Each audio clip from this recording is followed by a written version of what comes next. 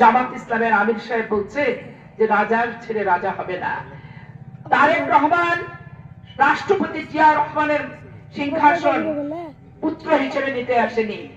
তারেক রহমান বেগম খালেদা জিয়ার প্রধানমন্ত্রীর সিংহাসন তার সন্তান হিসেবে নিতে আসেনি। সে 17 বছর নির্বাসনে থেকে অর্জন করেছে এবং সে এখন পর্যন্ত 17 বছরের পূর্বে এই চাঁপাইনবাবগঞ্জে এসে কৃষকের মাঝে ছুটে গিয়েছিল, বীজ নিয়ে শ্রমিকের কাছে ছুটে গেছে বার্তা নিয়ে।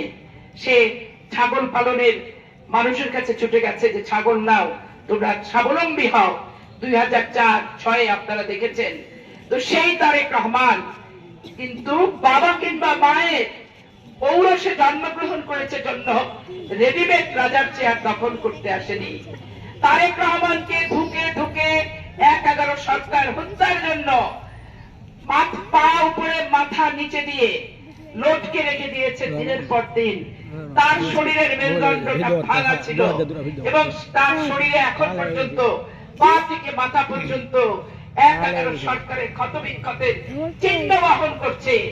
আজকে জামাত ইসলামকে বলতে চাই, 11-তে আপনারা ফুরফুরা মেজাজে ছিলেন, অথচ 2001-এর পার্লামেন্টে আপনারা জোটও করেছিলেন, আমাদের কাছ থেকে কিছু এমপিও নিয়েছেন, আবার 2 জন মন্ত্রীও কিন্তু ছিল, নিজামী এবং মুজাহিদি সাহেব।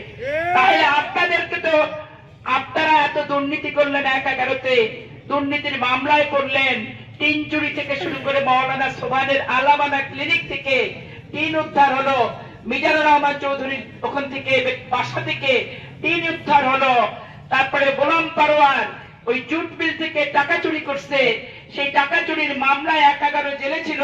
শাহজাহান সাহেব ওই যে বলে সূর্য নেমে আসবে চট্টগ্রামের, তারও 10 বছরের সাজা সহ 4টা মামলা নিয়ে 11-তে জেলে থাকলো। আল্লামা দেলোয়ার হোসেন সাইদির বিরুদ্ধে জাকাত ফান্ডের টাকা তসরুপের মামলা হলো এবং বিভিন্ন জায়গায় প্রজেক্ট কেলেঙ্কারির মামলা হলো। আপনাদের মামলাগুলো 11 সব মিথ্যা, আর হারুন সাহেবের তীরের মামলাটা খুবই সত্য। আহারে, নিজের জন্য ওই যে বলে না যে রাধা কৃষ্ণ লীলা খেলা করে, আর কারুর থেকে খারাপ লাগে আর কারুর খুব মজা লাগে। আমি যখন কষ্টে থাকি ওনার মজা লাগে, আর ওনার নেতারাও যে জেলে ছিল সেইটার ইতিহাস শুনে গোপন করতে চায়। এই টিন ধরাধরি যখন শুরু হলো তখন চাঁপাইনবাবগঞ্জে বরাদ্দকৃত মাদ্রাসা মসজিদ গোরস্থানের সমস্ত টিন মানুষ ভয়ে রাস্তাঘাটে ফেলে দিয়েছে। রাস্তাঘাটের টিন নিয়ে যে হারুন সাহেবের নামে মামলা দিয়েছে লতিফুর রহমান সাহেবরাই, আমার নামে লতিফুর রহমান সাহেব চাঁদাবাজির মামলা দিয়ে আমাকে 5 বছরের জেল দিয়েছে এবং আমার বাচ্চা সংসার সবকিছু থেকে বিচ্ছিন্ন করে রাখছে।